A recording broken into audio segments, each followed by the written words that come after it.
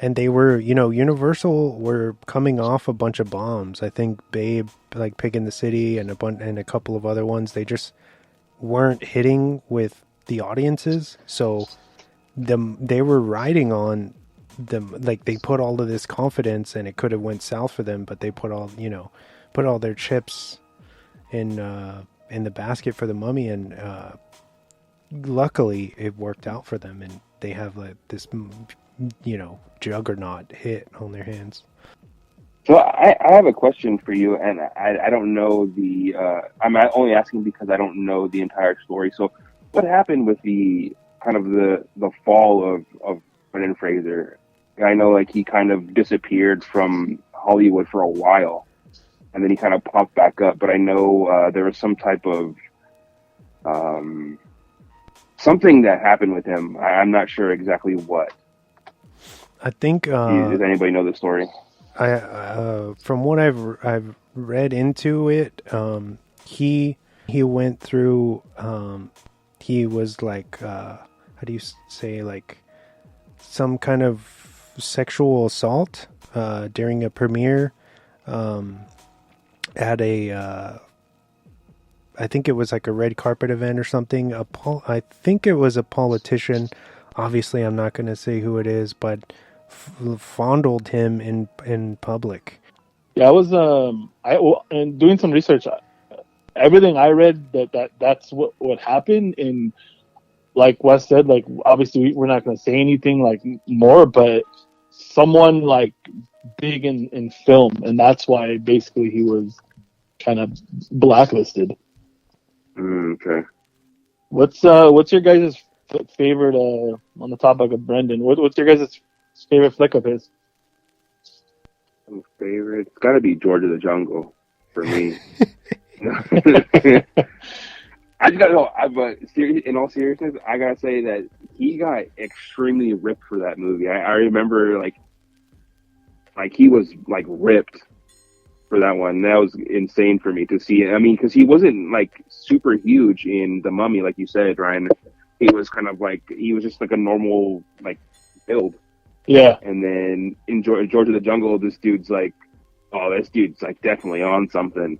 But I'm not saying he was, but it's just like he went from that to that, which was insane for me. Or George of the Jungle was well, I think George of the Jungle was before The Mummy, right? Yeah, wasn't 97. It like 90? Yeah. But yeah, just to see the difference, because I don't think I saw George of the Jungle until after The Mummy. I don't think I even knew about that movie. But I think top films for me, maybe Encino Man or Blast from the Past. I thought that was a good one. Those are both good ones. Yeah, Blast from the Past is probably mine. That movie is just so fucking good. What about you, Wes? I'd have to say probably Encino Man.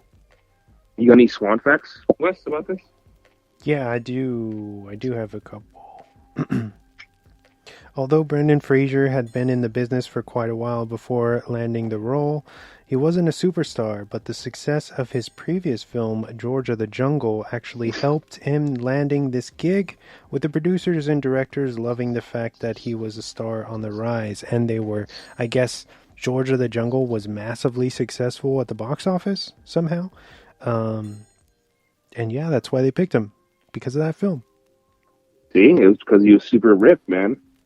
They were like, yeah, this is our guy, dude. This is our guy. That guy can fight a mummy.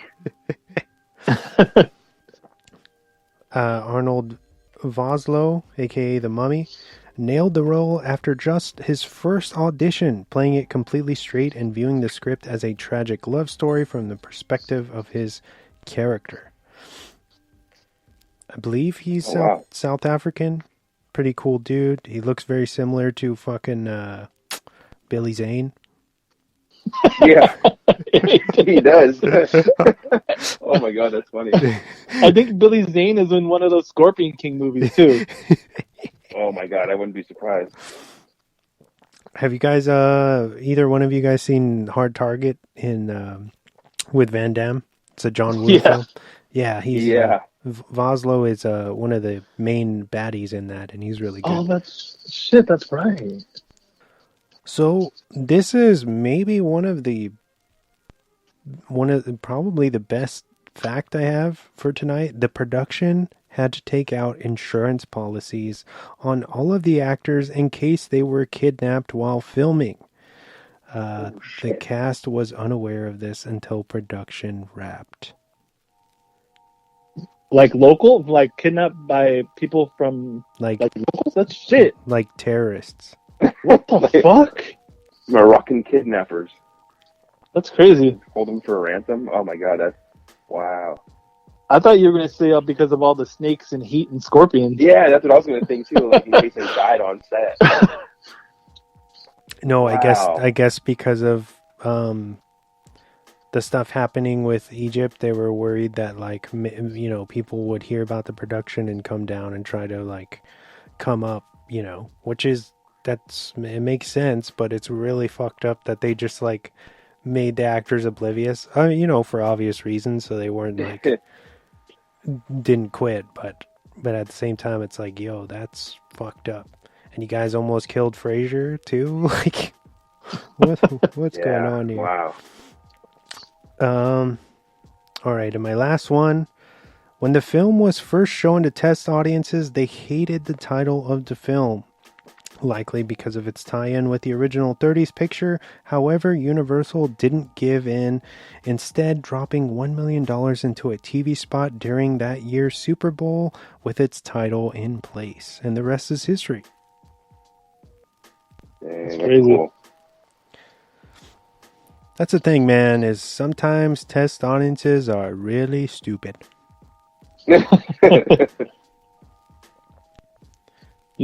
you see I think it was Ebert's review of it. He basically said that like he had basically he said like he had nothing good to say about it, but he couldn't keep his eyes off of it because of how much he fucking enjoyed it. If that makes sense. He's like, this is a shit movie, but I can't stop watching. He was like I think like along the lines of something like he wasn't bored the entire film, like his eyes never came off the screen. So in other words, he felt like how I felt when I watched the first Transformers. I get it. So next week we're gonna step away from the epicness and then go into more close quarters horror. And we're gonna do a little review for a film called The Lodge. It's nice. It's it's a pretty fucked up movie. It's streaming now on Hulu. So if you're listening to this, if you got to the end of this Mummy episode and you're wondering what we're gonna do next week, follow along. Check out The Lodge on Hulu, and we'll be back next week. The film stars Riley Keough and Alicia Silverstone back for the first time in a while. But James, I got a question for you. Yeah, what's up? Where can our lovely listeners find us? Oh, okay. So if you're just stumbling upon this podcast, we are Drop the Mic, and we are available on pretty much every single platform that does play podcasts, whether it's Apple Podcasts, Google Podcasts, Spotify, Spreaker. We're on anything that plays a podcast. We're on there. Go ahead and give us a search. We're Drop the Mic, and give us a 5 stars, a thumbs up, a positive review if you have the time. Subscribe to whatever platform you're listening to us on. Leave us a positive review if you have the time, like I said. Also, give us a follow on our Instagram. It's at Drop the Mic _podcast. Me and Wesley are both attached to that. We have our weekly focuses that we post up on there, our weekly recs every once in a while, and sometimes just some random stuff that we feel like putting up out there. Let us know if you enjoyed this episode or previous episodes, and tell us what your thoughts on the movie are that we're going over this week or in any other week. And you can also DM us or write in a comment and tell us what movie to pick next, or what movie that we should do in the future. And we have a Twitter as well. And what is that Twitter, Wes? It is at Drop the Mic Pod. At Drop the Mic Pod. Follow us there as well. Share us with your share these episodes with your friends, families, and coworkers. Just let them know if you think that they'll enjoy this type of stuff. Share it with them. Spam your coworkers' emails and get us that way too. All right, gentlemen, this was fun. Oh yeah. Yes, it was. Until next time, tune in for a review for The Lodge coming next week. This is James Warney, Ryan Jimenez, and Wesley Swanson signing off, saying good fight and good night. They raced deep into the desert, taking Anaxunamun's corpse to Hamunaptra, city of the dead, ancient burial site for the sons of pharaohs, and resting place for the wealth of Egypt. For his love, Imhotep dared the god's anger by going deep into the city, where he took the black book of the dead from its holy resting place. Anaxunamun's soul had been sent to the dark underworld, her vital organs removed and placed in 5 sacred canopic jars.